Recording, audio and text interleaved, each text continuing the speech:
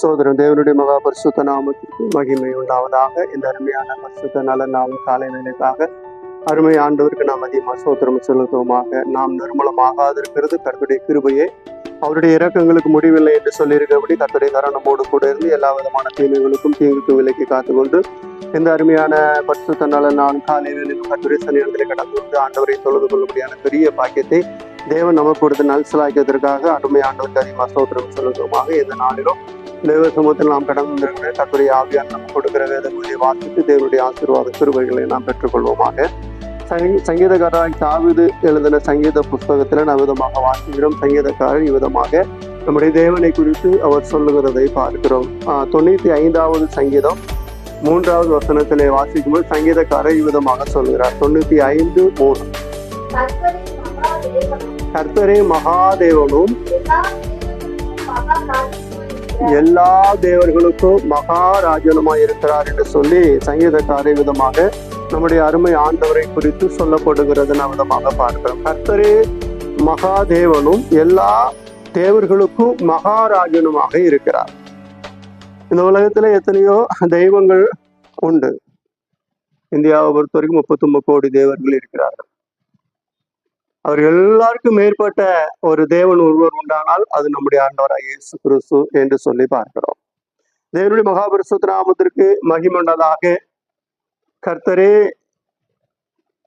மகாதேவனும் எல்லா தேவர்களுக்கும் மகாராஜனுமாயிருக்கிறார் என்று சொல்லி வேதம் சொல்லுகிறதை பார்க்கிறோம். கர்த்தரே மகாதேவன், உலகத்தில் இருக்கிற எல்லா தேவர்களுக்கும் மேலான ஒரு தேவன், மகாபரிய தேவன் கர்த்தர் என்றும் அவர் விதமாக எல்லா தேவர்களுக்கும் பூமியில் உள்ள அத்தனை தேவர்களுக்கும் மகாராஜனுமாக இருக்கிறார் என்று சொல்லி சொல்லுகிறதை பாருங்க. பூமியில் உள்ள அல்ல, வானம் பூமி எல்லாவற்றையும் உருவாக்கின நம்முடைய தேவனே மகா பெரியவராக இருக்கிறார்.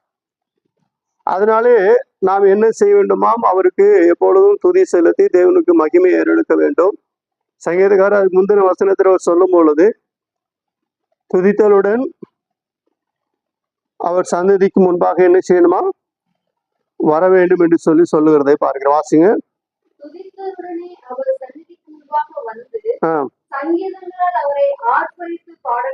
ஏன் தேவனை துதித்து ஆர்ப்பரித்து பாட வேண்டும் என்றால் கர்த்தர் மகாதேவனாக இருக்கிறார். உலகத்துல அந்த நாட்கள்ல ராஜாக்கள் ஆளுகை செய்யற காலங்கள் இப்பொழுது மக்கள் ஆட்சி நடந்து கொண்டு இருக்கிறதை பார்க்கிறோம். ராஜாக்கள் ஆளுகை செய்யும் பொழுது அந்த ராஜாக்களை பார்ப்பதற்காக புலவர்கள் கடந்து போவார்கள். அந்த புலவர்கள் கடந்து போய் என்ன செய்வார்கள் என்றால் அந்த ராஜாக்களை புகழ்ந்து பாடி அந்த ராஜாக்களிடத்திலிருந்து பரிசுகளை பெற்றுக்கொள்வார்கள். உண்மையிலே அந்த ராஜா பெரிய பராக்கிரமசாலியோ மகாபரிய வல்லரசோ அப்படிலாம் இருக்க மாட்டான். ஆனாலும் இந்த புலவர்களுக்கு பரிசு வேண்டும். அதற்காக என்ன செய்வாங்கன்னா போய் புகழ்ந்து பரிசுகளை பெற்றுக்கொள்வார் என்று சொல்லி பார்க்கிறோம். அப்படியே நாட்களில் எத்தனையோ தேவர்கள் இருக்கிறார்கள். அந்த தேவர்கள் எல்லாம் சில தேவர்களை குறித்து நாம் பார்க்கும் பொழுது அவர்கள் தேவர்களே அல்ல என்று சொல்லி பார்க்கிறோம்.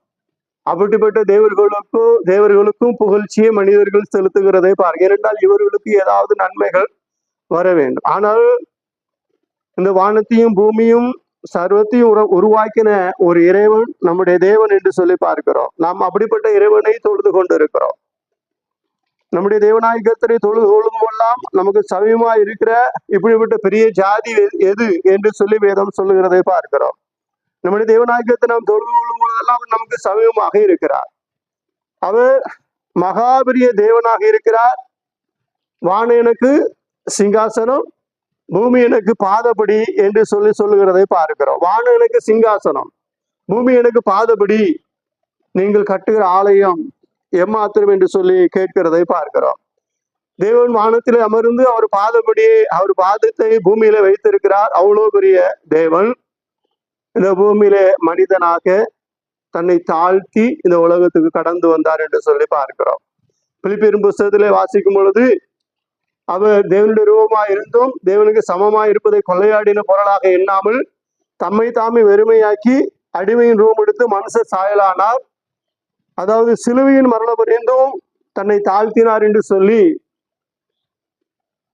2 6வது வசனத்திலிருந்து நவதமாக பார்க்கிறோம். தேவனுடைய மகாபரிசுத்த நாமத்திற்கு மேம்பட்டதாக அவ்வளவு பெரிய தேவன் இந்த பூமியிலே அவர் கடந்து வந்தார். மகாபரிய தேவன் பூமியிலே தன்னை மிகவும் தாழ்த்தி கடந்து வந்தார் என்று சொல்லி பார்க்கிறோம்.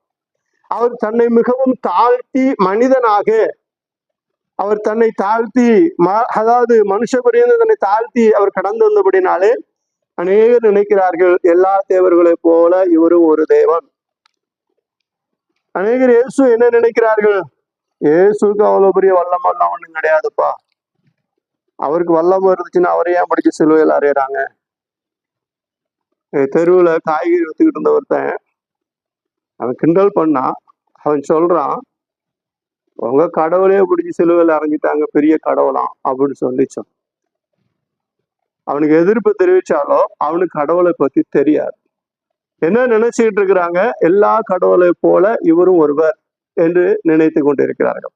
அது எதற்காக தாழ்த்தினா, எதற்காக மனிதனாக கடந்து வந்தார், எதற்காக சிலுவையிலே அவர் தன்னை சிறுமைப்படுத்தினார் என்று சொல்லி பார்க்கும் பொழுது நமக்காக, அவரை குறித்து தூசணமா பேசுற அத்தனை மனிதர்களுக்காக, யார் யாரெல்லாம் பேசுற அவர்களுக்காக தான் அவர் சிலுவையிலே மரித்தார். ஆனால் அந்த அறிவு அவர்களுக்கு இல்லை என்று சொல்லி பார்க்கிறோம்.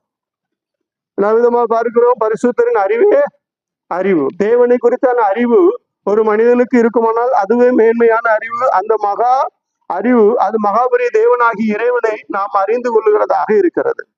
நம்முடைய தேவன் எல்லா தேவர்களுக்கும் மேலான தேவன். எகிப்திலிருந்து விதமாக தம்முடைய ஜனங்களை வெளியவர்கள் கொண்டு வரும்போது எகிப்தில ஏராளமான தெய்வங்கள் இருந்தது. இன்னைக்கு இருக்கிற எகிப்து அன்னைக்கு கிடையாது. அன்னைக்கு இருந்த எகிப்தியர்கள் இன்னைக்கு இல்லை. இன்னைக்கு இருக்கிற எகிப்திய ஜனங்கள் எல்லாரும் இந்த அரபி நாடுகள்ல இருந்து குடிபெயர்ந்து போய் அந்த எகிப்தியர்களாக வாழ்ந்து கொண்டிருக்கிறார்கள். ஆனால் அன்று இருந்த எகிப்தியர்கள் எத்தியோப்பிய இனத்தை சேர்ந்தவர்கள். அதனால்தான் கர்த்தர் சொன்னார், இன்று கண்ட எகிப்தியனை என்றும் காண்பதில்லை என்று சொல்லி மோசையோட கர்த்தர் சொன்னார். அவர்களை விதமாக 95வது பார்வோன் கிளியோபட்ரா காலத்திலே அவர்கள் அழிக்கப்பட்டார்கள். ஒரு எகிப்தியன் கூட இல்லாமல் வேரோடு அவர்கள் அழிக்கப்பட்டார்கள் என்று சொல்லி விதமாக பார்க்கிறோம் சரித்திரத்துல.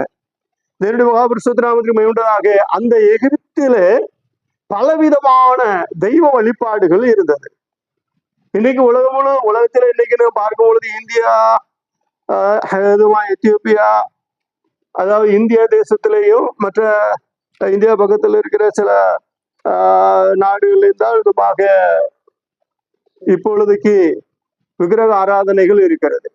ஆனால் மற்ற இடங்களிலே நாம் விதமாக பார்க்கும் பொழுது விதமாக இலங்கை புத்த வழிபாடு என்றும் விதமாக ஜப்பான் புத்த வழிபாடு என்றும் ஒவ்வொரு நாடும் ஒவ்வொரு வழிபாடுகளுக்குள்ளாக கடந்து போய்விட்டது. ஆனால் ஒரு காலத்துல இந்தியாவை போல உலகம் எங்கும் எல்லா விதமான வழிபாடுகள் இருந்து பாபிலோன், ஈராக்ல பலவிதமான விக்கிரக வழிபாடு இருந்தது. அங்கே விக்கிரக வழிபாடு செய்து விக்கிரகங்களை வியாபாரம் செய்து அதை வணங்கி கொண்டிருந்த நாகோருடைய சந்ததியிலிருந்து ஆபிரகாமை தெரிந்து கொண்டு தேவனாகிய கர்த்தர் தம்முடைய பிள்ளையாக மாற்றினார் என்று சொல்லி பார்க்கிறோம். தேவன் இல்லாமலிருந்து எல்லாம் செய்ய வல்லவராக இருக்கிறார். விக்கிரக வழிபாட்டிலிருந்து தெய்வத்தை பற்றி அறியாத ஒரு மனிதனாய் இருந்த ஆபிரகாமை தேவனாய் கர்த்தர் பேர் சொல்லி அழைத்து அங்கிருந்து அவருடைய 75 வயதுல அங்கிருந்து அவரை கானானுக்குள் அழைத்து வந்து அவருக்கு ஒரு புதிய பாஷையை கர்த்தர் கற்றுக் கொடுத்தார். இன்னைக்கு பாருங்க, எத்தனையோ தேவர்கள் இருக்கிறார்கள். தேவர்களுக்கு ஒரு தெய்வம் எல்லை சாமின்னு வச்சிருப்பா, அந்த எல்லையை தாண்டி வராது. ஒரு மாநிலத்துல ஒரு தெய்வம் இருந்துச்சுன்னா அந்த மாநிலத்தில் உள்ள தெய்வத்துக்கு தமிழ் தெரியாது, தமிழ்நாட்டு தெய்வத்துக்கு தான் தமிழ் தெரியும். வேற மாநில தெய்வங்களுக்கு அந்தந்த மொழிதான் தெரியும். ஆனால் எல்லா பாஷைகளையும் உருவாக்குனவரும் பிரித்தவரும் நம்முடைய கர்த்தர். அதில விதமாக பார்க்கிறோம், அவர்கள் எல்லாரும் ஒன்றாயிருந்தார், ஒரே பாஷையுடையவர்களா இருந்தார் என்று கர்த்தர் கண்டு அவருடைய பாஷைகளை தாறுமாறாக்கினார் என்று சொல்லி பார்க்கிறோம். பாஷைகளை தாறுமாறாக்கினார்னு இருக்கு இல்லையா, எத்தனை பாஷை ஆக்கியிருப்பார்? சும்மா ஒரு கேசி.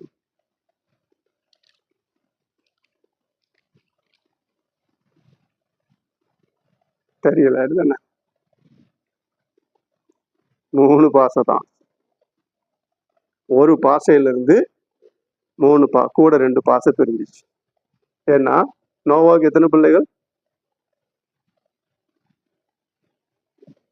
ஆமா, 3 பிள்ளைகள், 3 குடும்பங்களும் 3 பாசைகளை பேசுறாங்க. அந்த 3 பாசைகளை பேசினவங்க பிரிஞ்சு பிரிஞ்சு பிரிஞ்சு பிரிஞ்சு போகும்போது அவங்கல இருந்து சில மொழிகள் எல்லாம் பிரிஞ்சு போச்சு. இந்தியாவுக்குள்ள வரும்பொழுது தமிழ் வந்துச்சு. தமிழ்ல இருந்து நிறைய பிரிஞ்சு தெலுங்கு, கன்னடம், துளு, மலையாளம் அப்படி எல்லாம் பிரிஞ்சு போச்சு. அப்புறம் ஆரியர்கள் வந்தாங்க, அவங்க சமஸ்கிருதத்தை கொண்டு வாங்க. சமஸ்கிருதத்துல இருந்து ஹிந்தி, மராட்டி, குஜராத்தி இந்த மாதிரிலாம் பிரிஞ்சிச்சு. இப்படி ஒரு மொழியிலிருந்து இன்னொரு மொழி, இன்னொரு மொழியிலிருந்து இன்னொரு மொழி பிரிஞ்சதை பார்க்கிறோம். இவை எல்லாம் தேவனே அவைகளை உருவாக்கினார். ஆபிரகாமை பாபிலோன் தேசத்துல இருந்து கொண்டு வரும்பொழுது ஆபிரகாமுக்கு தெரிஞ்ச பாசை கல்தேய பாசை. ஆபிரகாமுக்கு அப்ப எபிரேய பாஷை கிடையாது. ஆனால் ஆபிரகாமை தேவநாயகத்தை என்ன செய்தார் தெரியுமா? கானானுக்குள்ள கொண்டு வந்தார். கானானியர்கள் பேசுகிற பாசையும் பேசினாரு. எகிப்து கொண்டு போனார், எகிப்துக்கு பேசுற பாசையும் பேசினாரு. இப்படி ஒவ்வொரு இடத்துக்காக போகும்போது எல்லா விதமான மொழியும் கலந்து ஒரு மொழி உருவாயிடுச்சு. அதைத்தான் பேசினா அதுதான் எபிரேய பாஷை. எபிரேய பாஷைன்னா ஆபிரகாம் பாஷை. அந்த பாஷைக்கு முதல்ல மொழி, அதாவது எழுத்து உருவு கொடுத்தது யார் தெரியுமா? நம்முடைய கர்த்தர் தான். கர்த்தர் தான் முதல்ல அந்த எழுத்தை எழுதினார்.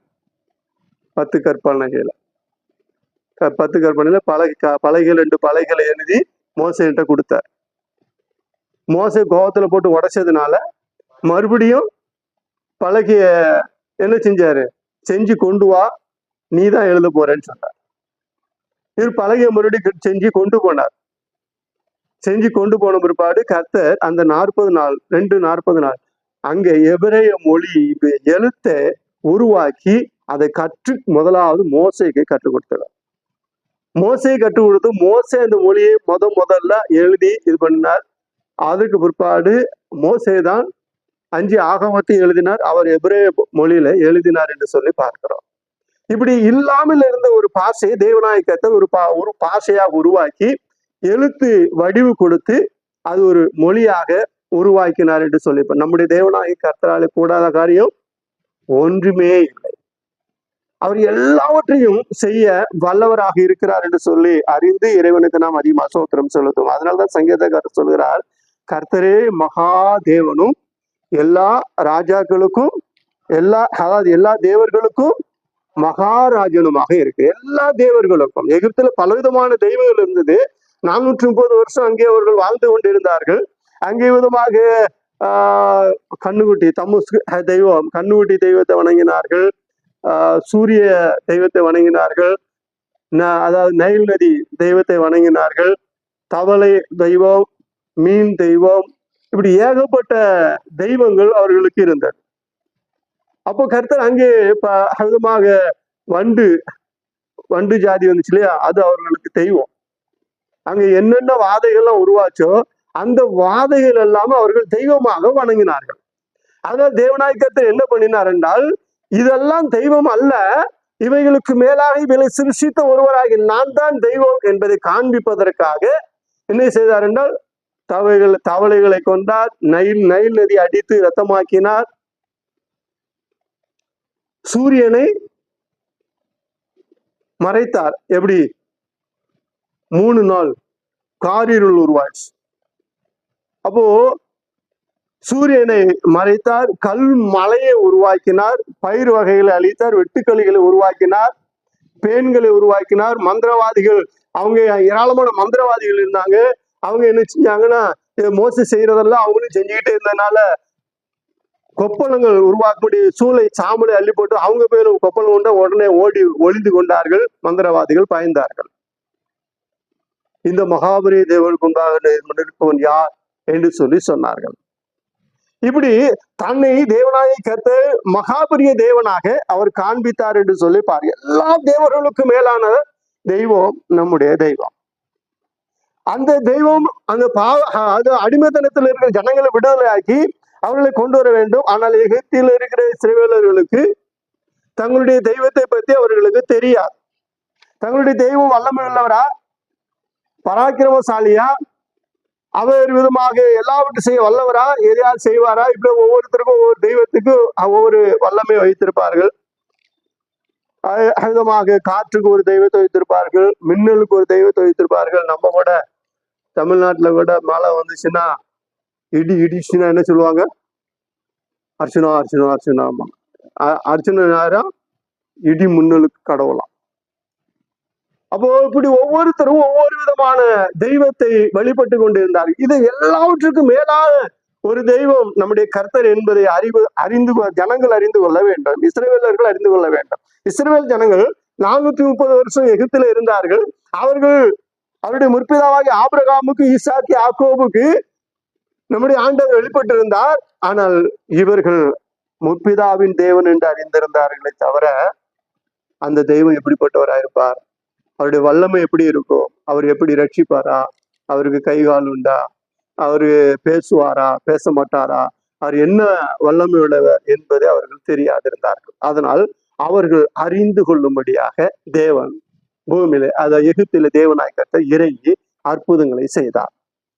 விதமாக மோசே கோலை போட்ட பொழுது அது பாம்பாக மாறினது. ஆரோன் கோலை கீழே போட்டதும் பாம்பாக மாறினது. மந்திரவாதிகளும் கோலை போட்டதும் பாம்பாக மாறியது. அப்படி என்றால் இந்த உலகத்தில் இருக்கிற சின்ன சின்ன குட்டி குட்டி தெய்வங்களுக்கும் வல்லமை உண்டு, அற்புதம் செய்ய முடியும். அவர்களும் சில காரியங்களை செய்வார்கள். தீர்க்க தரிசனம் சொல்வாரு. நம்ம கூட தீர்க்க தரிசனம்லாம் சொல்ல மாட்டோம். கர்த்தர் சொல்லாத காரியங்கள்லாம் சொல்லக்கூடாதுன்னு சொல்லிட்டு கொஞ்சம் அடக்கி வாசிப்போம். ஆனா நிறைய பேர் தீர்க்க தரிசனம் சொல்லுவான், கரெக்டா சொல்லுவான், ரொம்ப கரெக்டா சொல்லுவான். அவங்க உடனே நம்மளை பார்த்து சொல்லுவாங்க, நீங்கெல்லாம் கடவுள் தொழுது கொள்ளுறீங்க, உங்களுக்கு எல்லாம் தீர்க்க தரிசனம் சொல்ல தெரியல, வரப்போற காரியங்களை அறிவிக்க தெரியல, உங்களுக்கு வந்தா 4 பேருக்கு தீர்க்கதரிசனம் சொன்னாதானங்க ஜனங்கள் வருவாங்க, நீங்களும் அதெல்லாம் சொல்ல மாட்டேங்கிறீங்க. அப்படி தீர்க்கதரிசனம் சொல்றது ஒருத்தர் வர வேண்டாம். நிறைய இப்ப உலகத்துல நடக்கிற என்ன தெரியுமா, போன உடனே கண்ணை மூணு தீர்க்கதரிசனம் சொன்னோம், வாயில வர்றதை நேர்த்தியா சொல்லணும். கர்த்தர் சொல்லுகிறார், பரிசுத்த ஆவியானவர் சொல்லுகிறார், இப்படி நடக்க போகுது, இப்படி இருக்கும், இது நடக்கும் அப்படின்னு சொல்லி அந்நிய பாஷை 4 வார்த்தைகளை பேசி அப்படியே இருக்கிறவங்க அமேன் அமேன் அமேன்னுட்டே இருப்பாங்க. அவங்க சோத்திரம் அல்லேலூயாலாம் சொல்ல மாட்டாங்க, அமேன் அமேன்பாங்க. உடனே அவங்களெல்லாம் பேச வச்சு இது பண்ணி எப்படியோ அவங்க மண்டைய கட்டி அவங்க போகும்போது ஒரு அமௌண்ட்டை போட்டுட்டு போயிடணும். இப்படிதான் நிறைய பேர் இருந்து கொண்டு இருக்கிறதை பார்க்க. மந்திரவாதிகள் இதைத்தான் செய்தார்கள். இந்த மந்திர வித்தைகள்லாம் மேலானவர் நம்முடைய ஆண்டவர் என்பதை எகிப்திலே தேவன் காண்பித்தார். தவளை தெய்வத்தை வணங்கினார்கள், தவளை கர்த்தர் அடித்தார், அவை செத்து நாரினது, அந்த எகிப்தின் தேசம் எங்கும் நாரி போனது என்று சொல்லி பார்க்கிறோம். நைல் நதியை அவர்கள் தகப்பன் தெய்வமாக வணங்கினார்கள்.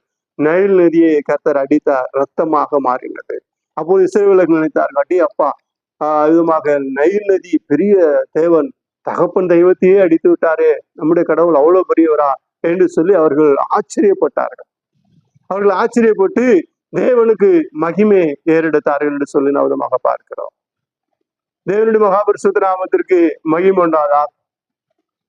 இப்படி தங்களுடைய தேவன் யார் என்பதை இஸ்ரவேல் ஜனங்களுக்கு கர்த்தர் காண்பித்தார் என்று சொல்லி நாம் விதமாக பார்க்கிறோம்.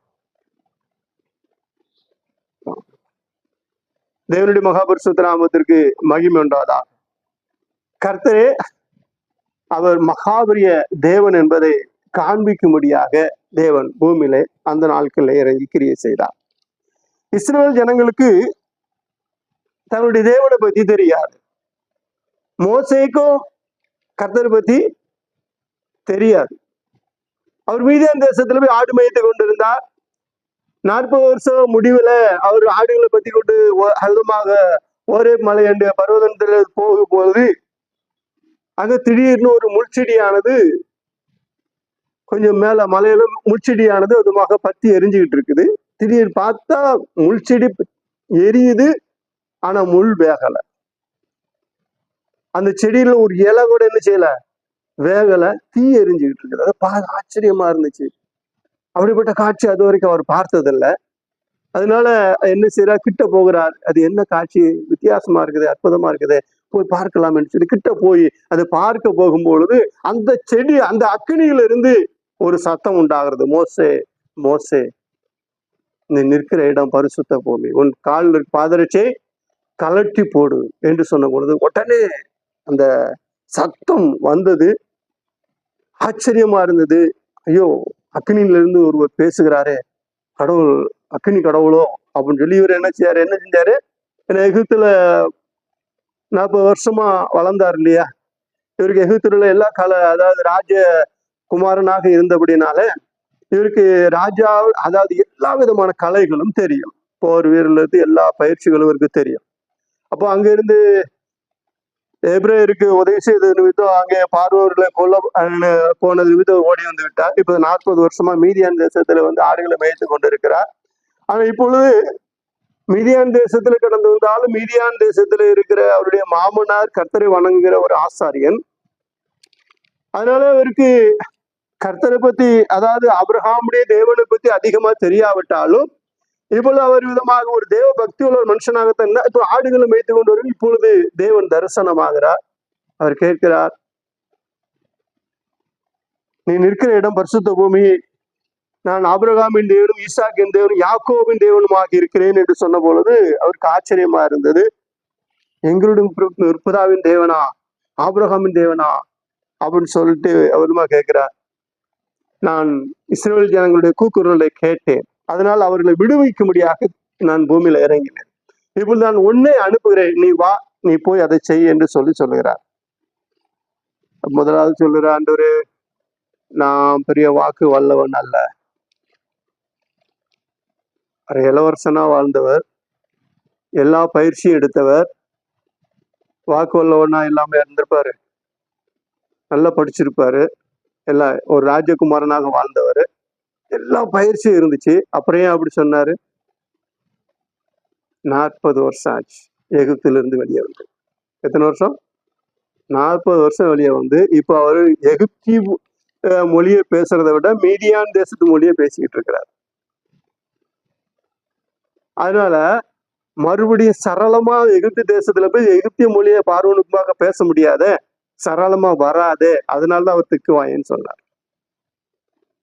நம்ம வாசிக்கும் போது என்ன நினைச்சுக்கிறோம், உண்மையில அவர் திக்கி திக்கி பேசுவாரோ அப்படின்னு. இல்லை, மறுபடியும் அந்த எகிப்திய மொழி சரளமா வராது. 40 வருஷம் மீதியா தேசத்து மொழியை பேசிக்கிட்டு இருக்கிறவருக்கு எகிப்திய மொழி சரளமா வராது, அதனால எனக்கு திக்குமே, நான் திக்குவாயனா இருக்கிறேன் அப்படின்னு ஆண்டவர் அது மாதிரி சொன்னார். மொழிபெயர்ப்புல கொஞ்சம்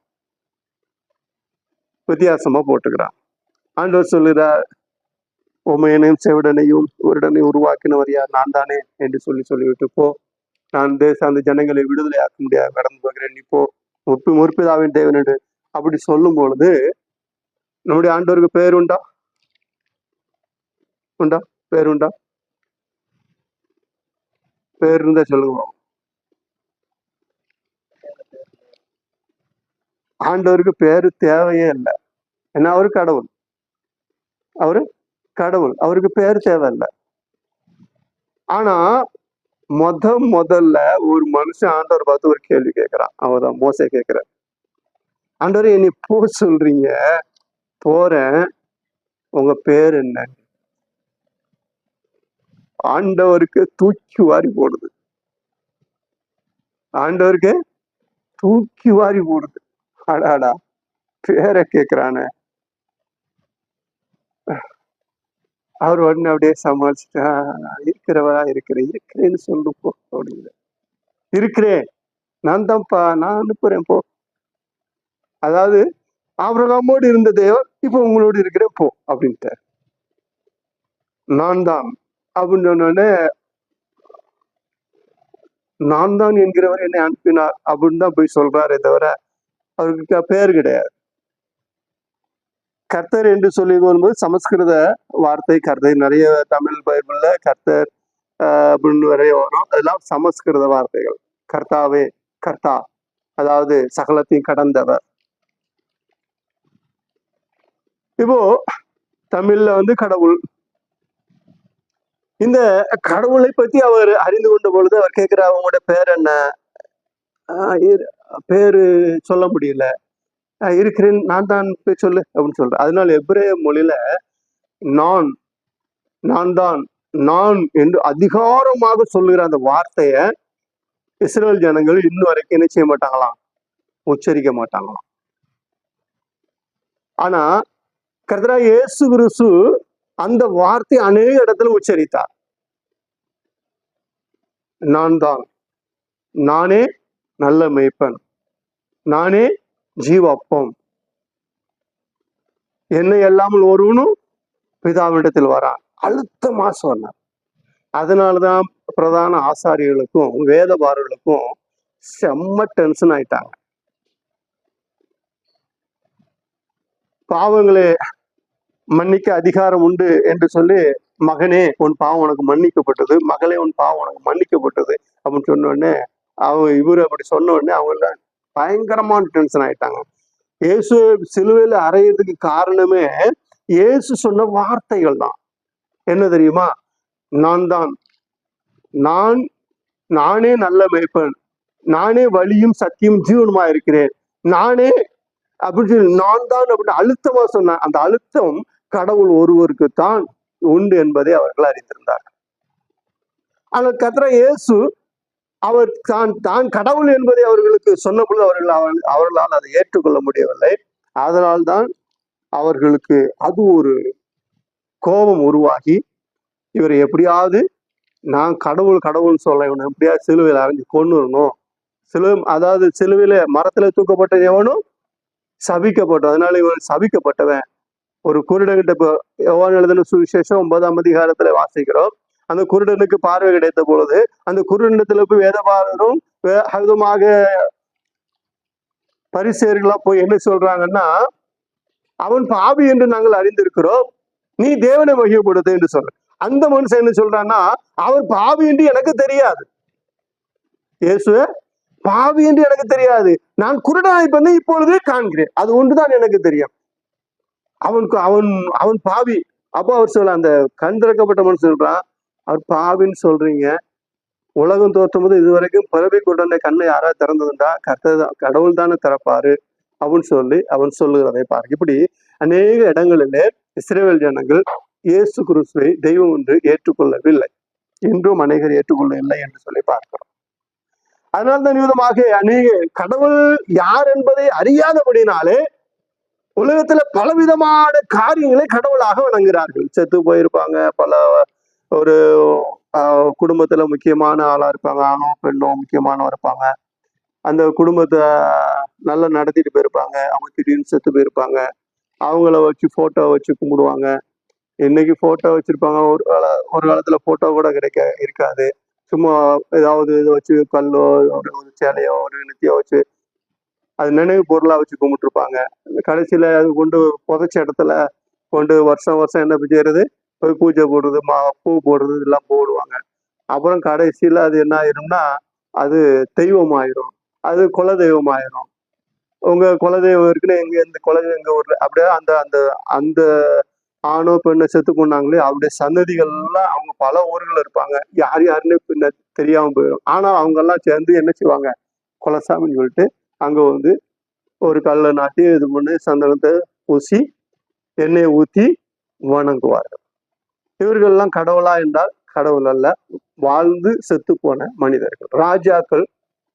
மதுரையில ஒரு வீரன், மதுரை வீரன், அவன் யாரு, கடவுளா? கிடையாது, அவன் ஒரு போலீஸ்காரன். சிப்பாய் பட்டாளத்துல இருந்து ஒரு சிப்பாய்.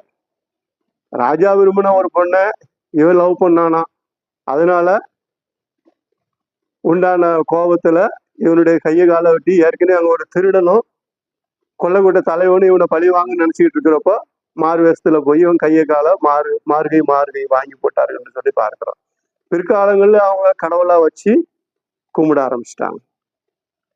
இப்படி அநேக மனிதர்களை குறித்து அவர்கள் தெய்வமாக வணங்கி கொண்டு இருக்கிறதை பார்க்கிறோம். வானத்தையும் பூமியும் உண்டாக்காத தெய்வங்கள் எல்லாம் தெய்வங்கள் அல்ல. நம்முடைய இறைவன் வானத்தையும் பூமியையும் சிருஷ்டித்தார். ஆதியாகம புத்தகத்துல வாசிக்கிறோம், அவர் வானத்தையும் பூமியையும் சிருஷ்டித்தார். அது ஒழுங்கின்மையா இருந்த பொழுது ஒழுங்குபடுத்தினார், சரிப்படுத்தினார், சீர்படுத்தினார். சூரிய சந்திரன் நட்சத்திரங்களை உருவாக்கினார், மரஞ்செடிகளை உருவாக்கினார், விதமாக பூமியின் தோற்றங்களை சரிப்படுத்தினார். மனிதனை மண்ணினால் படைத்து அவனை ஜீவ சுவாசமுள்ள மனுஷனாக அவனை உருவாக்கினார். இப்படி எல்லாவற்றையும் உருவாக்கி ஒரு தோட்டத்தை உருவாக்கி அங்கே அவர்களை ஆணும் மண்ணுமாக படைத்து அங்கே வைத்தார் என்று சொல்லி பார்க்கிறோம். எல்லாவற்றையும் செம்மையாக செய்த ஒருவர் கர்த்தர், அவர்தான் மகா தேவனாக இருக்கிறார். அந்த தெய்வத்திற்கு நாம் எப்பொழுதும் துதி ஸ்தோத்திர பலிகள் ஏறெடுத்து கொண்டே இருக்க வேண்டும். தீர்க்கதரிசியின் ஆகமத்திலே வாசிக்கிற ஏசாயா சொல்லுகிறார், என் துதியை வேறொருவனுக்கும் என் மகிமையை விக்கிரவங்களுக்கும் கொடேன். அப்போ அந்த துதி ஆண்டவருக்கு மட்டும்தான் போக வேண்டும், மகிமை கர்த்தருக்கு மட்டும்தான் ஏறெடுக்க வேண்டும்.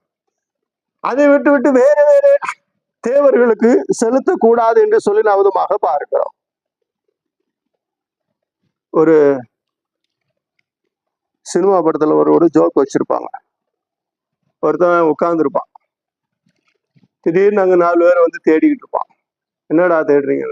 சாமி இங்கதான் இருந்துச்சு, காணும். சாமி இருந்துச்சா? அவன் போன வாரம் கூட வந்து, நேத்து கூட வந்து பார்த்தேன், காணும். இன்னைக்கு சாமியை காணும். அவன் அது மேலதான் உட்காந்துருப்பான். எந்திரி அப்படின்னா, எங்க சாமி மேல உட்காந்துக்கிட்ட, இது எல்லை கல்லுடா அப்படின்னு சொல்ல, இது எல்லை கல்லுடா, மயில் கல்லுடா, இந்த பாரு கிலோமீட்டர் கணக்கு போட்டுக்கிறான். பேசாதரா, சாமி வாயில் அடிடா, கண்ணை குத்திருண்டா அப்படின்னு சொல்லிட்டு.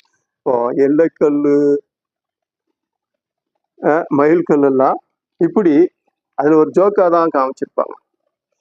இப்படி அநேக கர்த்தாக்களும் அநேக தெய்வங்களும் உண்டாயிருக்கலாம். ஆனால் நம்முடைய இறைவன் மனிதனுக்காக இந்த உலகத்துல கடந்து வந்தார். மனிதனுக்காக இந்த உலகத்தை அவர் உருவாக்கினார்.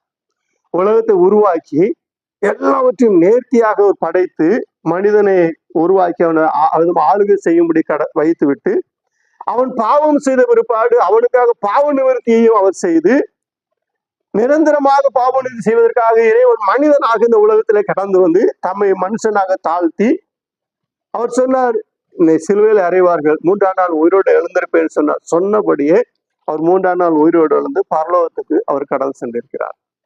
நம்முடைய இறைவன் விதமாக பரலோகத்துக்கு கடந்து சென்றவர் மறுபடியும் வந்து நம்மை சேர்த்து கொள்ளும்படியாக அவர் ஆயத்தமாக இருக்கிறார்.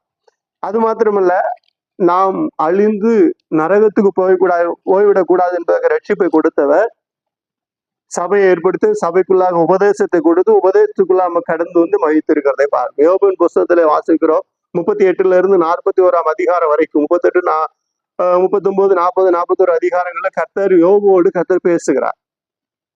அப்படி பேசும் பொழுது யோபு இடத்துல கர்த்தர் கேட்கிறார், என்னை போல உனக்கு பேச முடியுமா?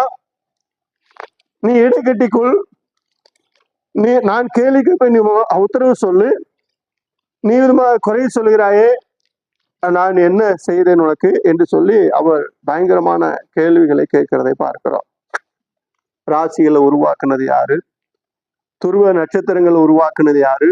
மலையை பொக்கிஷமாக சேர்த்து வைத்து மலையை பூமியில பொழிகிறவர் யாரு? பூமியில அந்தந்த கால சூழ்நிலையை ஏற்படுத்துகிறவர் யாரு என்று சொல்லி விதமாக பார்க்கிறோம்.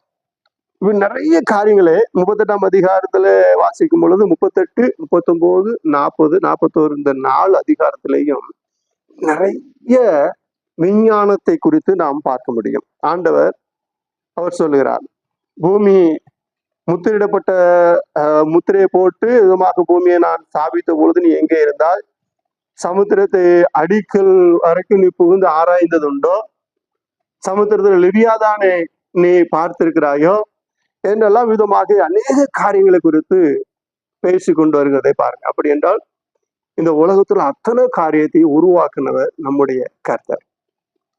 நம்முடைய கர்த்தர் எல்லாவற்றையும் உருவாக்கினபடினாலே அவர் மகாதேவன் என்று சொல்லி நவதமாக பார்க்கிறோம். மகாதேவனும் எல்லா தேவர்களுக்கும் மகாராஜனுமாக இருக்கிறார்.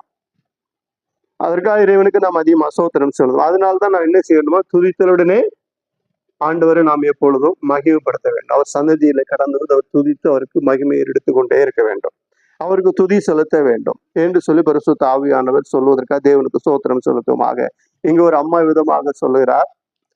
1 சாமுவேல் புத்தகம் 2ஆம் அதிகாரம், 1 சாமுவேல் 2ஆம் அதிகாரம் 2-10 வரைக்கும் வாசிங்களேன். பைபிள் பைபிள்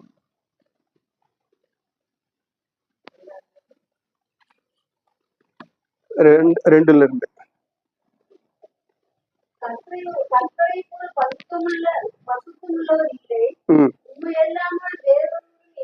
கர்த்தரை போல் பரிசுத்தமுள்ளவர் இல்லை, உம்மை அல்லாமல் வேறு ஒருவரும் இல்லை,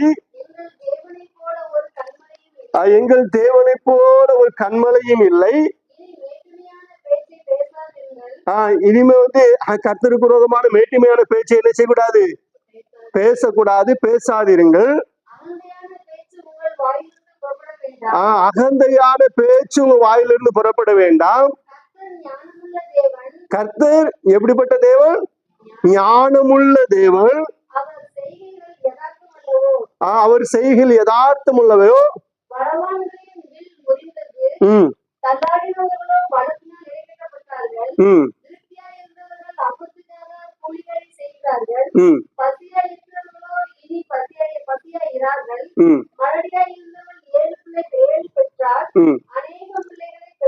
மலடியா இருந்தவள் 7 பெற்றாளாம். அப்பவும் கற்பத்தை என்ன செய்யறார் கர்த்தர்? பிறந்து கற்ப கனியை கொடுத்து ஒரு பிள்ளை கூட பெற முடியாது இருந்தவளுக்கு 7 பிள்ளைகளை கர்த்தர் கொடுக்கிறாராம். அவர் கர்த்தர் அற்புதம் நடப்பிக்கிறார். வாசிங்க தொடர்ந்து.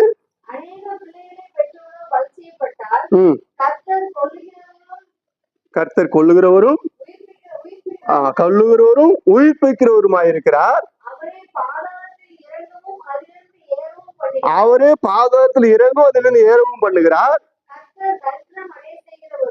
தரித்திரம் அடைய செய்கிறவரும் ஐஸ்வர்யம் அடைய செய்கிறவரும் அவர்தான். அவர்தான் என்ன செய்வாராம்? தாழ்த்துகிறவரும் உயர்த்துகிறவருமாயிருக்கிறார்.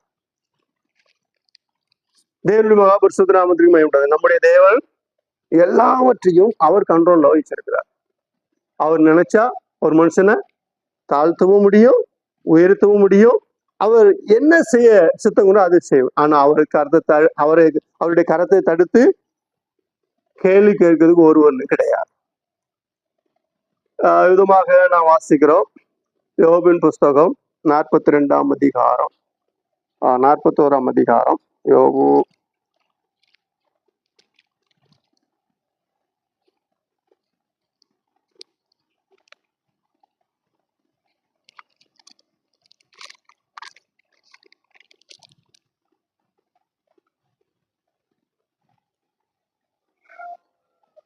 41ஆம் அதிகாரம் 11ஆம் வசனத்தை வாசிங்க. தனக்கு பதில் கொடுக்கும்படி முந்தி எனக்கு கொடுத்தவன் யார்? உனக்கு ஏதாவது பதில் வேணும் அப்படின்னா நீ எனக்கு அதுக்கு முன்னாடி ஏதாவது கொடுத்தியா அப்படின்னு சொல்லி ஆண்டவர் கேட்கிறார். நம்ம ஆண்டவருக்கு ஏதாவது கொடுத்தோமா? நமக்கு ஏதாவது ஆண்டவர்கிட்ட இருந்து நன்மை பெறணும், ரட்சிப்பு. இப்ப நம்ம ரட்சிக்கப்பட்டிருக்கிறோம், இயேசு அறிந்து வருகிறோம். இந்த ஸ்லாக்கியத்தை பெறுவதற்கு நான் ஆண்டவர்கிட்ட ஏதாவது லஞ்சம் கொடுத்தோமா? ஒண்ணுமே கொடுக்கல. அவர் தான் எல்லாம் கொடுத்தார். அவர் தான் நமக்கு ஜீவனை கொடுத்தார். நாம் பிறந்து வர்றதுக்கு அவர் தான் உதவி செஞ்சிருக்கிறார். இந்த உலகத்துல வாழுறதுக்கு அவர் தான் உதவி செய்யறார். இந்த உலகத்துல நடமாடுறதுக்கு ஜீவ சுவாசத்தை கொடுத்தது அவர் தான். எல்லாவற்றையும் அவர் தான் கொடுத்திருக்கிறார். நாம் போய் அவருக்கு என்ன செய்யல? எதையும் கொடுக்கல. அவர் எல்லாவற்றையும் நேர்த்தியாக செய்கிறார் என்று சொல்லி நான் விதமாக பாருங்க. இப்படி எல்லாவற்றையும் அவர் அருமையாக செய்து கொண்டு வருகிறதை பார்க்கிறோம். தரித்திரம் அடைய செய்கிறார், ஐஸ்வர்யவான்களாக செய்கிறார்.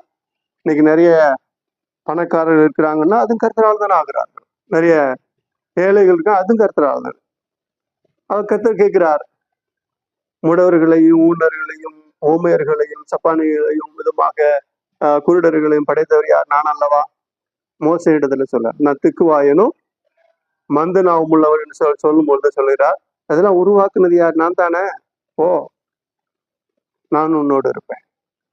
இப்போ மோசே ஆண்டவர்கிட்ட அந்த கேட்டுட்டு அவர் போய் கொண்டு இருக்கிறார். போய் அங்கே விதமான காரியங்களை செய்யும் பொழுது மோசேக்கு விரோதமான சில மனிதர்கள் எழும்பி அங்கே வழியிலே கொலை செய்ய முடியாது கடந்து போன பொழுது அவருடைய மனைவி அங்கே தன்னுடைய குமாரனுடைய நுனித்தோலை அறுத்து போட்டு, இவருடைய ரத்த சம்பந்தம் என்னுடைய புருஷன், அதனால இவர் விட்டுவிடுங்கன்னு சொல்லி அங்கே கேட்டதாக பார்க்கிறோம். ஆனா மொழிபெயர்ப்புல என்ன இருக்குது? வழியில கர்த்தர் அவரை கொல்ல பார்த்தார் என்று சொல்லியிருக்கோம். இல்ல, அது அப்படி இல்லையா. ஆராய்ச்சியாளர்கள் என்ன சொல்றாங்கன்னா, அவன் போய்கிட்டு இருக்கும்போது வழி பிரயாணத்துல சில கொள்ளைக்காரர்கள் வந்து இவ வந்து வித்தியாசமான ஆளா இருக்கிறாரு, கொஞ்சம் நல்ல வெளுப்பா இருக்கிறாரு, எகிப்தியன்னு வேற சொல்றாரு, எகிப்துக்கு போறாங்க, எகிப்தியன்னு வேற சொல்றாங்க. ஆனா மீதியான் தேசத்துல இருந்து வர்றாங்க, இது யாரு அப்படின்னு சொல்லி சந்தேகப்பட்டு அடிச்சு கொல்லணும் அப்படின்னு சொல்லி சிலர் அங்க கடந்து வந்த பொழுது, அப்போ அவருடைய மனைவி அவருடைய குமாரன் நுனித்தோலை போட்டு இது இந்த புருஷன், இது இந்த பிள்ளைகள் என்று சொல்லி அந்த அம்மா சொன்னதுனால கொல்ல வந்தவர்கள் அவர்கள் விலகி போனார்கள் என்று சொல்லி பார்க்க. ஆனால் மொழிபெயர்ப்பு என்ன போட்டிருக்கு, தமிழ் என்ன போட்டிருக்குன்னா, கர்த்தர் கொல்ல பார்த்தாருன்னு அந்த அம்மா அதை செஞ்சதுனால விலகி போனார் என்று சொல்லி அங்க பார்க்கிறோம். ஆனா ஆராய்ச்சியாளர்கள் விதமாக சொல்லுவதை பார்க்கிறோம். நேரடி மகாபரிசுத்த நாமத்திற்கு உண்டதாக இப்படி கர்த்தர் அவரோடு கூட இருந்து அங்க எகிப்துல போன பொழுது பார்வோனை எதிர்ப்பதற்கு, பார்வோனுடைய பயங்கரமான ஒரு காரியம், அங்க எதிர்த்து நின்று பேச முடியாது. அதனால கர்த்தர் ஆலோசனை கொடுத்தார், இப்படி இப்படி பேசி இப்படி பேசி இந்த மாதிரி செய்யன்னு சொன்ன பொழுது அப்படி செய்தால் அங்கே 10 விதமான வாதைகள் உருவானது. கர்த்தர் மகாபெரிய தேவனாக அங்கே காணப்பட்டார். விதமாக ஒவ்வொரு நாள் ஒவ்வொரு விதமான அற்புதங்களும் அதிசயங்களும் நடக்க அவர்கள் இஸ்ரவேல் ஜனங்கள் கர்த்தர் மேல் பற்றுதல் வைத்தார்கள். கர்த்தர் மேல் பற்றுதல் வைத்து முதல்ல கர்த்தரை நம்ப மாட்டேன்னு சொன்னவர்கள் கர்த்தரை பற்றுதல் வைத்து ஒரு நாள் எகிப்திலிருந்து சரளமாக வெளியே வருவதற்கு அவர்கள் ஆயத்தமாக இருந்தார்கள். அவர்கள் எல்லாரும் வெளியே வந்தார் என்று சொல்லி பார்க்கிறோம். அது மாத்திரமல்ல, இப்போ எல்லாவற்றையும் எகிப்துல இருந்து எல்லாரையும் கொண்டு வந்தாச்சு. 10 விதமான வாதைகள் உருவாச்சு. பார்வோன்னு என்ன செஞ்சுட்டான், தலைப்பள்ளி சங்காரத்துக்கு பிற்பாடு இனி ஒண்ணும் செய்ய முடியாதுப்பா, அவர்கள் தேவன் நம்மோட யுத்தம் பண்ணிட்டாரு அப்படின்னு சொல்லிட்டு நீங்க சீக்கிரம் போங்க அப்படின்னு சொல்றாங்க. எகிப்தியர்லாம் கேட்கறத கொடுத்து அனுப்புறாங்க, வேகமா போங்கன்னு விரட்டி விடுறாங்க. இவங்க எல்லாம் வெளியே வந்துட்டாங்க. இப்ப சிவந்த சமுத்திரத்துக்கு முன்னாடி வந்து நிற்கிறாங்க. ஏராளமான ஒரு பெரிய கூட்டம். சிவந்த சமுத்திரத்துக்கு முன்னாடி சமுத்திரம், பின்னாடி போனா பாலைவனங்கள் இருக்குது. அவங்க பார்வோன் பாக்குறான், ஆடாடா எகிப்துல வேலை செய்யறது இஸ்ரவேலை நம்ம விட்டுட்டோமே அப்படின்னு சொல்லி அவன் ஏராளமான ரதங்கள் 600 ரதங்களோடு, பிரதான ரதங்களோடு, ஏராளமான போர் சேவைகளோடு என்ன செய்யறான், திரும்ப வந்து கொண்டிருக்கிறான். இப்போ அவர்கள் திரும்பி பார்க்கும் பொழுது ஒரு பெரும் படை, புழுதி கிளப்பிட்டு பெரும் படை வந்து கொண்டிருக்குது. பார்வோனுடைய சேனை வருகிறது. இவர்கள் எல்லாரும் பயம், நடுங்கி இருக்கிறாங்க. முன்னாடி தப்பிச்சு ஓடலான்னு போனா கடல்ல இறங்க முடியாது. பின்னாடி போனா அவங்க எல்லாம் வந்து பிடிச்சிருவாங்க. என்ன செய்யறதுன்னு சொல்லி புலம்பி, அப்போதான் அவங்க புலம்பிக்கிட்டு இருக்கிறாங்க. மோசையை பார்த்து கேட்கிறாங்க, இப்படி வர்றாங்கன்னு என்ன செய்யறதுன்னு சொல்லி புலம்பிட்டு இருக்கும் போதுதான் மோசை கர்த்தரை நோக்கி கூப்பிடும்போது கர்த்தர் சொல்லுறார், உன் கரத்தை சமுத்திரத்துக்கு நேரம் நீட்டுன்னு சொன்னவன் நீட்டினார். தேவன் கீழ் காற்றை கட்டளையிட்டார், சமுத்திரத்தை 2ஆக பிளந்தது. அங்கே மேகத்தூணாக நின்ற கர்த்தருடைய ஆவியானவர் மேகத்தூணும் அவ்விதமாக என்ன செய்துச்சு, அவர்களுக்கு பின்னாக போனது. அந்த பெரிய கூட்டத்தை விதமாக அந்த மேகத்தூண் மறைத்து கொண்டது. இஸ்ரவேலருக்கு வெளிச்சமா இருந்தது, பார்வோனுடைய சேனைக்கும் எகிப்திய சேனைக்கும் அது இருளாக இருந்தது. இவர்கள் பாதி கடல் தாண்டி போன முற்பாடு எகிப்தியர்கள் அப்பதான் கரை நின்று பாக்குறாங்க. கடல்ல தப்பிச்சு வலி உண்டாயிடுச்சு, தப்பிச்சு போறாங்கன்னு சொல்லிட்டு இவங்களும் கடல்ல இறங்கும் பொழுது அவர்களை தேவன் அழித்து போடுகிறார். எகிப்தியர்கள் பயங்கரமான, என்ன பார்வோன் வந்து சூரிய, அதாவது நைல் நதி அப்பா தெய்வமாகவும் சூரியன் வந்து அம்மா தெய்வமாகவும் அவருடைய மகன் தெய்வம் யாருன்னா பார்வோன் ராஜா. அப்ப எகிப்தியர்கள் இப்படி ராஜாவை கடவுளா வணங்கி கொண்டிருந்தார்கள். அந்த கடவுளையும் அடித்தாதான் ஒரு பெரிய கடவுள் ஒருவர் உண்டு என்பதை காண்பிக்க முடியும் என்பதற்காக என்ன செய்தார் கர்த்தர், அவர்களை அந்த பார்வோனுடைய சேனையும் கர்த்தர் என்ன செய்தார், அழித்து போட்டார். அங்கே கர்த்தர் மகாபெரிய தேவனாக அவர் காணப்பட்டார் என்று சொல்லி நவதமாக பார்க்க. அதனால்தான் சொல்றார் சங்கீதக்காரர், கர்த்தரே மகாதேவனும் எல்லா தேவர்களுக்கும் மகாராஜனுமாக இருக்கிறார். அப்போ நம்முடைய தேவனை தவிர பூமியில வேற தெய்வம் இல்லை என்பதை அறிந்து நாம் தெய்வத்துக்கு அதிகமாக ஸ்தோத்திரம் செலுத்துவோமாக. மகாபெரிய தெய்வத்தை ஆராதிக்கிற நாம் ஆண்டவருக்கு எப்பொழுதும் நன்றியுள்ளவர்களாக காணப்பட வேண்டும். தானியேலின் புஸ்தகத்துல நாம் விதமாக வாசிக்கிறோம்.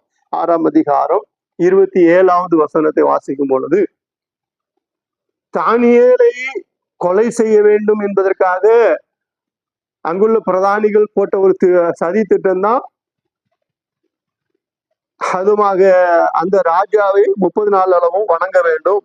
ராஜாவை தவிர வேறொரையும் வணங்கக்கூடாது என்று ஒரு சட்டம் ஏற்றப்பட்டது. அப்படி ஏற்றின பிற்பாடு விதமாக இப்போ ஆனாலும் தானியேல் என்ன செய்தால் முத்திரை போடப்பட்டது என்று அறிந்த பொழுதும் அவர் எப்பொழுதும் போல கர்த்தருக்கு நேராக முழங்கால் பிடித்து ஜெபித்துக் கொண்டிருந்தார். அந்த சந்தர்ப்பத்தை பிடித்து தானியேல் மேல் குற்றம் சாட்டி விதமாக சிங்கங்கள் கபியில கொண்டு போட்டு விட்டார்கள். ராஜா அதற்கு பிற்பாடுதான் உணர்ந்தார், ஐயோ தானியேலுக்கு விரோதமாக இந்த சட்டம் ஏற்றப்பட்டது, தந்திரமா ஏற்றி விட்டார்கள், நானும் கையெழுத்து போட்டு விட்டேனே என்று சொல்லி இவர் வழி இல்லாமல் சிங்க கபியில கொண்டு போட்ட பொழுது ஏற்கனவே சிங்கங்க அங்க சிங்க கபியில ஒரு 10 குறைஞ்சது ஒரு 10 சிங்கமாவது கிடக்குமா. ஒரு ஆளை கொண்டு சிங்க கபியில போடுறாங்க அப்படின்னா அந்த சிங்கத்துக்கு 3-4 நாளைக்கு முன்னாடி என்ன செய்யறது இல்ல, ஒரு இறையும் போட மாட்டாங்க. நல்ல பசியில கிடக்கும். அப்போ யாரையாவது தூக்கி போட்டுட்டா என்ன செய்யும், போடுறதுக்கு முன்னாடியே அடிச்சு நொறுக்கி எலும்பெல்லாம் நொறுக்கி சாப்பிட்ரும். ஒரு சிங்கமா இருக்கல 10 சிங்கங்கள் கிடக்கும். 10 சிங்கங்கள் சேர்ந்து ஒரு மனுஷன் மேல சாட்டினா என்ன ஆகும், அதனால சிங்க கபியில கொண்டு போட்டுடணும் அப்படின்னு சொல்லி அவர்கள்லாம் திட்டம் பண்ணினார்கள். ஆனால் கர்த்தருடைய மனிதனாக தானியேல் இருந்தபடினாலே ராஜா சொல்லுகிறார், சிங்கங்கள் உன்னை ஒன்றும் செய்யாது, உன்னை காக்கிறவர் உன்னோடு இருப்பார்னு போன்னு சொல்லிட்டு அவர் மிகுந்த துக்கத்தோடு வருத்தத்தோடு சொல்லிட்டு போனாலும் அவருக்கு ராத்திரி முழுவதும் என்ன செய்யல, ராஜாவுக்கு தூக்கம் வரல, ரொம்ப துக்கத்தோடு இருக்கிறார். சாப்பிடல, நடனத்தை பார்க்கல, எந்த விதமான கழிப்புகளையும் பார்க்கல. இன்னைக்கு அந்த ராஜா இருந்திருந்தாருன்னா இன்னைக்கு என்ன செஞ்சிருப்பாங்க, அன்னைக்கு ராஜாக்களுக்கு முன்னாடி நடனம் ஆடுவாங்க, தண்ணி விதமாக தண்ணி அடிச்சு நடனம் ஆடி பல விதமான கழிப்புகள்லாம் உருவாயிருக்கும். இன்னைக்கு இருந்துட்டு அந்த நடனத்தெல்லாம் எங்க கொண்டிருப்பாங்க, எல்லாம் செல்லுல கொண்டு செல்லுல பார்த்து உட்காந்துருப்பாங்க. அப்ப அதெல்லாம் என்ன சில எதையுமே பார்க்கல, பார்க்காம ரொம்ப துக்கத்தோடு வேதனையோடு அந்த ராஜா இருந்தார். காலையில எந்திரிச்சு போகிறார். எந்திரிச்சு போயிட்டு கேட்கிறார், தானியேலே, ஜீவனுள்ள தேவனுடைய தாசனே, உன் தேவன் உன்னை தப்புவிக்க வல்லவரா இருந்தாரா அப்படின்னு சொல்லி கேட்ட பொழுது உள்ள இருந்து பதில் வருமா, 4-5 நாள் ஆச்சு, சிங்கங்கள்லாம் பட்னியா கிடக்குது, ஒரே ஒரு மனுஷனத்துக்கு உள்ள போட்டிருக்கு. ஆனாலும் ராஜாவுக்கு ஒரு தானியேலின் தேவன் மேல ஒரு விசுவாசம். தானியேலின் தேவன் மகாபிரிய தேவன் என்பதை அவர் அறிந்திருந்தபடினாலே அவர் தானியேலத்தை கூப்பிட்டு கேட்கிறார். உள்ள இருந்து சத்தம் வருது, இவர் சந்தேகத்துலதான் கேட்கிறார். ஆனா உள்ள இருந்து எப்படி சத்தம் வரும்னா முணங்கிட்டா சத்தம் வரும்னு நினைச்சுதான் கேட்டாரு. ஆனா உள்ள இருந்து கம்பீரமா சத்தம் வரும், ராஜாவை நீர் என்றும் வாழ்க,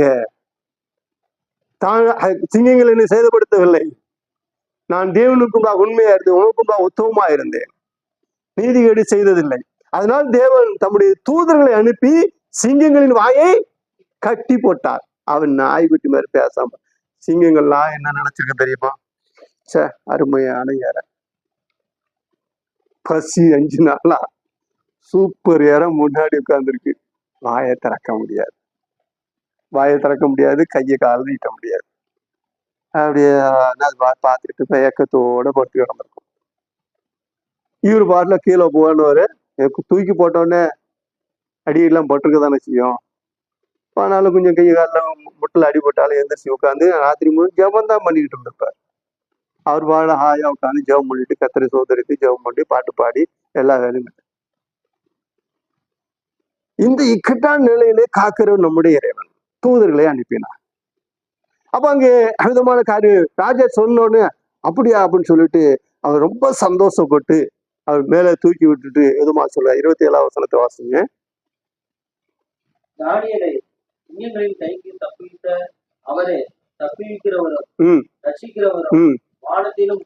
வானத்திலும் பூமியிலும் அடையாளங்களையும் அற்புதங்களையும் அற்புதங்களையும் செய்கிறவருமா இருக்கிறார். அப்படிப்பட்ட தேவன் பூமியில் ஒருவரும் இல்லை என்று சொல்லி யார் எழுதினா தெரியுமா, ராஜா எழுதினார். எவ்வளவு பெரிய ராஜா தெரியுமா, இந்து தேசம் முதல் எத்தியோப்பியா தேசம் வரைக்கும் 127 நாடுகளை ஆளுகை செய்த ஒரு வல்லரசு ராஜா எழுதுகிறார். அந்த ராஜ்யம் ஏதுன்னு தெரியுமா, இப்ப அந்த நாடு என்ன நாடுன்னு தெரியுமா, ஈரான். ஈரான் ஈராக்கு முதல்ல 127 நாடுகளை பிடிச்சு ஆளுகை செஞ்சுக்கிட்டு இருந்துச்சு நேபுகாத் நேச்சார். அவருடைய நேபுகாத் நேச்சாருடைய பேரங்காலத்துல சீரியர்கள் ஈரானியர்கள் போய் அந்த நாட்டை பிடித்து கொண்டார்கள். அப்ப அதை பிடிச்சு கொண்டதுனால இவங்களும் 127 நாடுகளுக்கு ராஜாவாக மாறிவிட்டார்.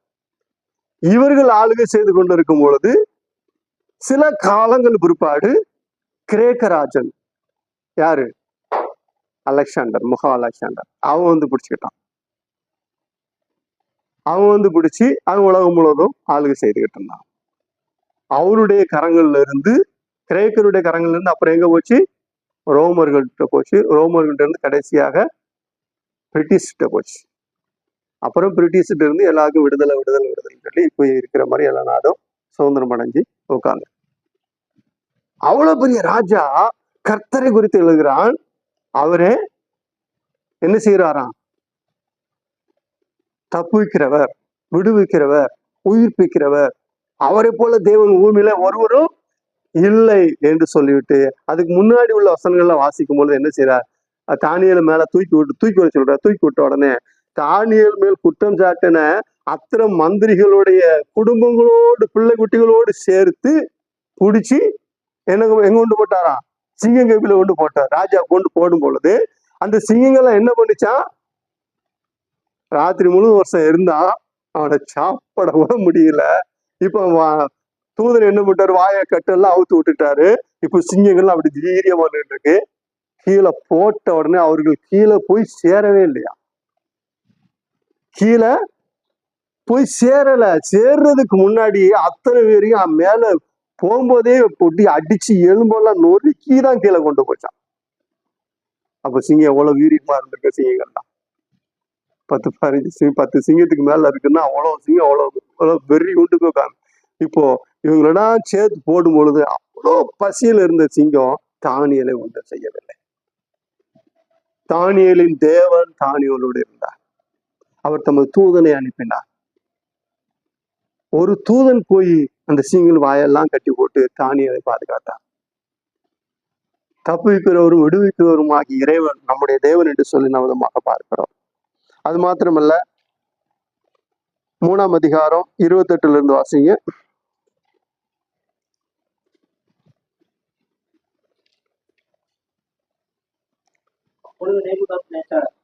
நேபுகாத் நேச்சாருன்னு சொல்லி ராஜா, அந்த ராஜா என்ன பண்றான், பாபிலோன் ராஜா. அவன் என்ன செய்யறான்னா பெரிய ஒரு சிலையை உருவாக்குறான். அந்த சிலை எப்படி பெரிய சிலையா, ரொம்ப பெரிய சிலை. அவ்வளவு பெரிய சிலைய உருவாக்கி மிகவும் பயங்கரமா இருக்கு. அந்த சிலையை உருவாக்கி அந்த சிலைய பிரதிஷ்டைக்கு அவனுடைய ராஜ்யத்துக்கு கீழே இருக்க எல்லா ஜனங்களையும் மந்திரிமார்கள்லாம் வர சொல்றான். பிரதானிகள்லாம் வர்றாங்க. அப்போ அங்க இசைக்கருவிகள்லாம் வாசிக்கும் பொழுது, எல்லா இசைக்கருவிகளும் வாசிக்கும் பொழுது வாசிச்ச உடனே என்ன செய்யணுமா, அந்த சிலைக்கு முன்பாக எல்லாரும் சாஷ்டாங்கமா தாழ விழுந்து பணிந்து கொள்ளணும். இதுதான் அந்த ராஜாவுடைய விருப்பம். அப்போ எல்லாரும் வர்றாங்க. ஆனா எல்லா நாகஸ்வரம் எல்லா இசைக்கருவிகளும் இசைச்ச முடிய பொழுது எல்லாரும் விழுந்து பணிந்து கொண்டாங்க, ஒரு 3 பேரை தவிர. அந்த 3 பேர் யாருன்னா தானியேலுடைய நண்பர்கள் சாத்ராக், மேஷாக், ஆபேத்நேகோ. இந்த 3 பேரும் நின்று கொண்டு அவர்களை குறித்து குற்றம் சாட்டுகிறார்கள். ராஜா உடனே சொல்லுறான், விதமாக நீங்க தேவனுக்கு நான் நிறுத்தின என்னுடைய தேவனுக்கு, அதாவது என் சிலைக்கு நீங்கள் ஆராதனை செய்யவில்லையா, வணங்கவில்லையா, அப்படி என்றால் மறுபடியும் ஒரு சந்தர்ப்பம் கொடுக்குறேன், போங்க போய் வணங்குங்க. நான் விதமா உங்களுக்கு மறுபடியும் ஒரு சந்தர்ப்பம் கொடுங்க. ஏன்னா நீங்க தானியருடைய நண்பர்களாச்சே, தானியருடைய நண்பர்னால கொஞ்சம் சகாயம். சரி, தானியல் எங்க போயிருப்பாரு, அந்த இடத்துல தானியல் இருந்திருக்கணும் இல்லையா, எங்க போயிருப்பாரு, ராஜாவோடு கொலு மண்டபத்துல இருந்தார். அதனால தானியலுக்கு அந்த சட்டம் செல்லாது.